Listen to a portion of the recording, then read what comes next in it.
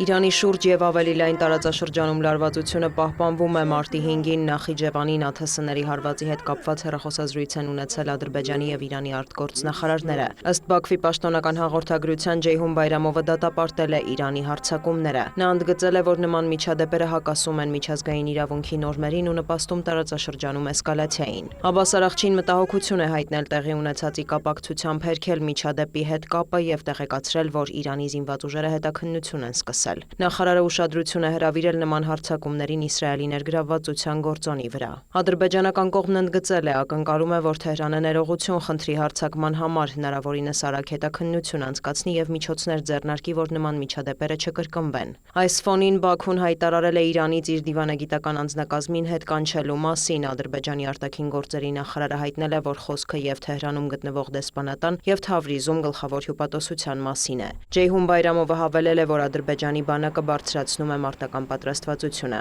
Ադրբեջանի արտաքին քաղաքական գերատեսչությունը նաև շնորհակալություն է հայտնել բոլոր երկրներին, որոնք աջակցություն են հայտնել Նախիջևանում իրավիճակի հետ կապված, դրանց շարքում նշելով նաև Հայաստանին։ Զուգահեռ շարունակվում են Իրանի, Միացյալ Նահանգների եւ Իսրայելի միջև փոխադարձ հարվածները։ Զանգվածային հարվածներ են հասցվել Թեհրանին, Սպահանին եւ իրանական այլ բնակավայրերի։ Ցահալը հայտնում է մի քանի տասնյակ օբյեկտի խոցման եւ ռազմական գործողությունների նոր փուլ սկսելու մասին։ Բանակի տվյալով ոչնչացվել է հանգուցյալ գերագույն առաջնորդ Ալի Խամենեիի ստորգետնյա բունկերը։ Տեղեկություններ կան, որ Իրանում զոհերի թիվն արդեն հատում է 1300-ը։ Կառավարության տվյալով 30%-ը երեխաներ են։ Իսլամական Հանրապետության ուժերն էլ հարվածել են Իսրայելի հյուսիսում ռազմաբազաների, ավերածություններ կան Թել Ավիվում։ Իրանական կողմը նաև նախազգուշացնում է, որ առաջիկա օրերին հարվածների նոր մարտավարություն են կիրառելու մեծ հեռահարության ժամանակակից հրթիռների կիրառմամբ։ Թիրախում են հայտնվել նաև Հորդանանը, Սաուդյան Արաբիան, Իրաքը, Ամեն։ Դուբայում պայթյուններ են լսվել։ Հարվածներ են հասցվել Քուվեյթում եւ Կատարում Միացյալ Նահանգների ռազմաբազաներին։ Բահրեյնի նավթավերամշակման գործարաններից մեկում հրդեհ է բռնկվել։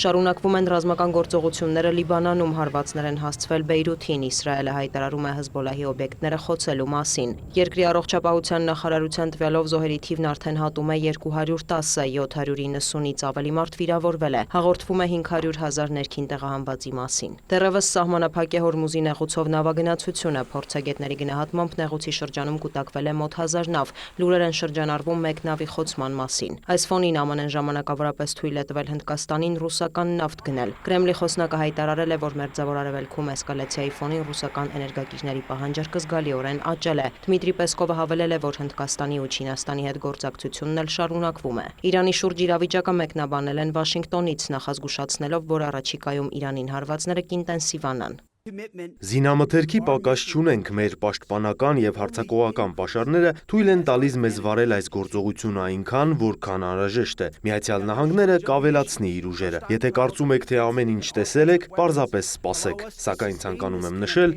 որ պատերազմը չի ընդլայնվի։ Դոնալդ Թրամփն էլ հայտարարել է, որ ոչնչացրել են Իրանի հրթիռային կայանքների մեծ մասը։ ԱՄՆ նախագահի խոսքով հանրապետության մարտական հզորությունը թուլանում է։ Նրանց անհրաժեշտ կլինի մոտ 10 տարի վերականգնվելու համար, կարծիք է հայտնել նախագահը։ Թրամփը խոսել է Իրանում իշխանափոխության մասին։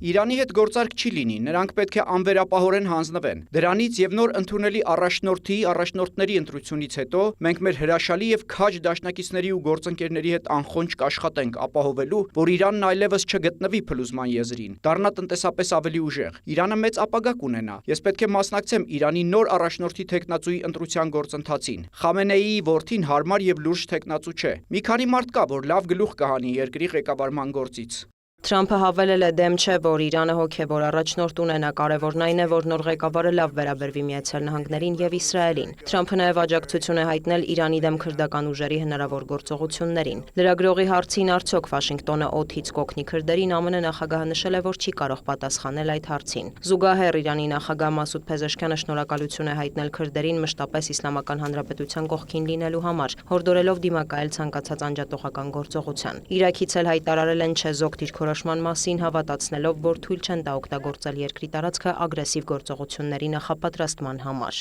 Նախագահ Մասուդ Փեզեշքյանը հայտարարել է, որ որոշ երկրներ միջնորդական ջանքեր են գործադրում էսկալացիան կանխելու համար։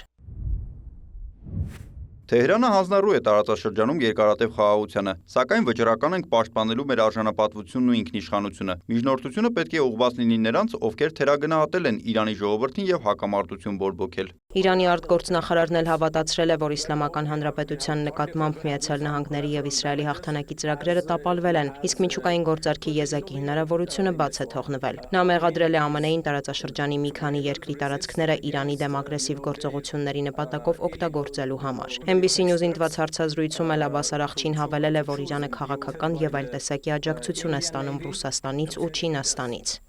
Դիանա Գասպարյան, լուրեր։